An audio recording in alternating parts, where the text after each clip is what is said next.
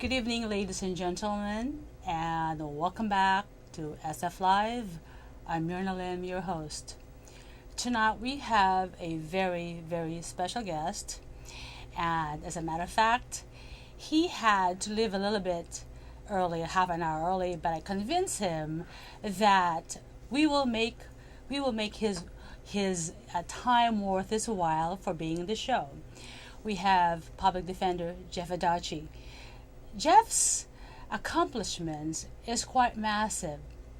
He is a public defender, the elected and a sitting public defender for the county of San Francisco. He is an accomplished filmmaker. As a matter of fact, he's finished a couple of films already.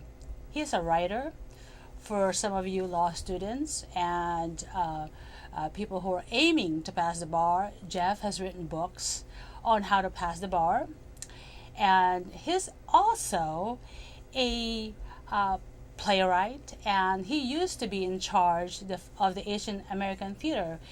I might be dating myself, but I did perform in one of the plays with the Asian American Theater. Now, you'll find that Jeff Adachi has been in the news a lot lately. And I have to admit, he has really earned my respect lately because he's up against the most powerful players in the city and county of San Francisco. Let's have Jeff Adachi tell you all about the smart reform. Welcome, Jeff. How are you? Hey, Myrna. Thanks for having me on your show. I think it's the first time I've been on your show, so Exactly. it's an honor. It's like being on the Tonight Show. Well, we'll make it worth your while. Okay, Yeah. Let me see. How did we get started on this? First, there is a lawsuit, right? And when we were talking about these powerful players in San Francisco, you have the San Francisco Municipal Executives Association, you have the Police Officers Association, you have the San Francisco Professional Technical Engineers Association. Bob Muscat happens to be a very charming guy, and you have the firefighters. So why are you doing this? Well, I run the Public Defender's Office in San Francisco, and what I've seen, Myrna, year after year, is that the budgets are being cut, for all the basic services. Right. And for us, particularly for our Public Defender's Office, we have 25,000 people, poor people that need Right. lawyers every year. So it's very important, that offices like mine are able to do our jobs. Right. And then you look at what's happening in San Francisco now. Do you know last year the park and recreation budget was cut by 50%? Okay. This is the first year in San Francisco's history where summer school was canceled because there's no money. So there's no Right. summer school for kids. Yeah. We're spending over 20 times more on city employee pensions and healthcare costs than we are fixing our streets. And Exactly. everybody knows what condition our streets are in. Right.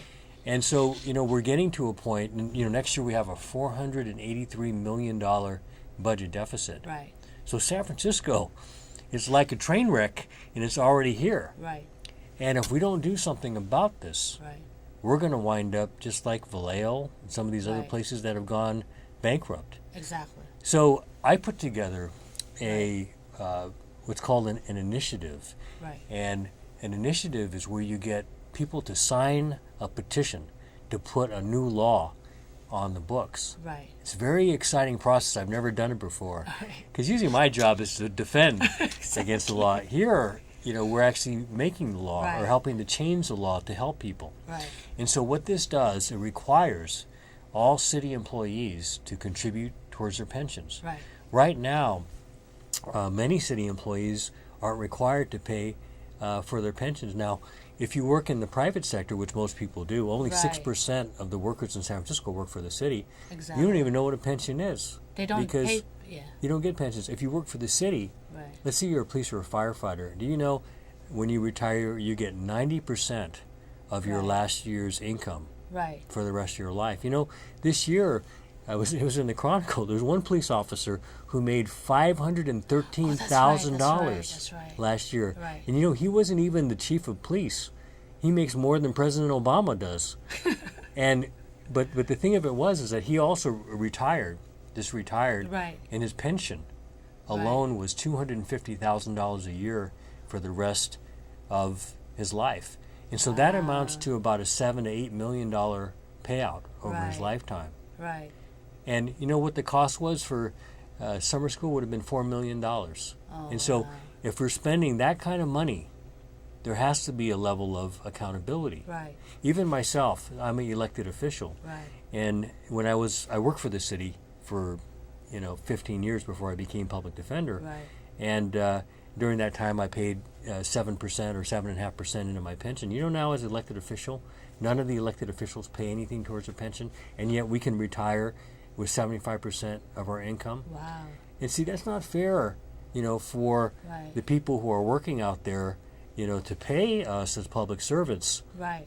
They don't have, these kinds of benefits. And so this is a very moderate approach. It doesn't change the benefit itself. It just requires people, to pay into it. Yeah. And it also changes the health care it doesn't change the benefits itself, but it requires employees to pay a little bit more towards their family's health care. Right. Right now in San Francisco, we're spending over $400 million a year just to pay health care costs for city employees. But the scariest thing is that we have over $4 billion in what they call an unfunded liability. That means that we've made promises to pay health care for people that we can't afford. Right. And we don't have the money for. Right. And so what's going to happen is that unless we take this action, people aren't going to get their health benefits. People aren't going to get their pensions. Right.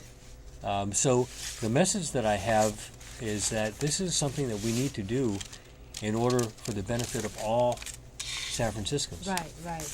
Okay, let's say for instance, this fiscal year, how did the city balance the budget?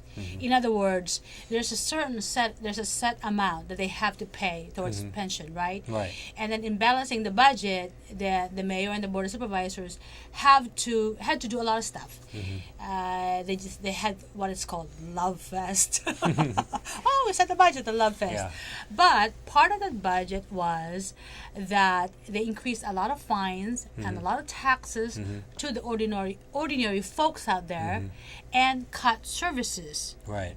But the pensions of certain city employees remain intact. Could you elaborate on that? Well, see, the way that the city pensions work is that if the pension is like a tank, and if the tank goes below 97%, then the taxpayers have to fill it up every year. So the taxpayers actually pay for the pension. Right. And see, and when they don't have enough money to pay the pensions, because some employees contribute, as I explained earlier, but when the pension value has gone down and they've lost money in the stock market, every year the taxpayers have to fill it up, and so it's going up by as much as $100 million a year. So you talked about new taxes. They're talking about a hotel tax. Parking. They're talking How about parking tickets? And so my favorite. And so they're and in fact now they installed these new parking meters. And you know how much they charge downtown? $18 an hour. That's terrible. It's not only terrible if you're a city resident. You come out and you get a ticket on your windshield. It's $62 now, right? That's if you're lucky. There's some tickets that are as much as $75. Can you imagine if you're a student? Exactly. That's your meal ticket for the whole week. Yeah, exactly. And so, you're going to end up scaring people away. But I mean, how about the unemployed people? I mean, a lot of people, there's from what I gather, the accepted statistic for the number of unemployed San Franciscans is 45,000. Okay, I mean, I bet that's conservative. Right. Okay, how about for those 45,000 unemployed people? Is it fair for them to have to pay extra monies for parking while they're trying to find a job, while these guys who make a lot of money are not paying for their pension? These guys are talking about their future. This guy is thinking about, how am I going to eat today, and how am I going to keep a roof over my head today? Yeah. See, it used to be that with these pensions is that because government employees made less than people in the private sector, Right. that it was seen as a way of deferring, compensation, giving them a benefit. Exactly. But see, the way it is now, it's just the opposite. Do you know that the average San Francisco government worker makes $93,000 a year? Now, that's not including benefits. How do I get one of those gigs? In the average private sector employee makes $46,000. And so exactly. government workers make almost double on average Right. of what private sector employees work. And so, yeah, I mean, that's a big question. And it would be great to be able to give, free benefits and, great pensions to everybody, Right. but the reality is, Right. unless we do something now, Right. the city's going to go broke. I mean, do we want to end up like Vallejo? Exactly. Or Do how we about San wind up- Jose? I mean, Well, those yeah. cops had to Yeah. come over and say, look, don't lay us off. Let's make a deal here. And Yeah. the city council says, too late. We'll think about it. Right. In San Jose, Right. they laid off 50 firefighters. Right.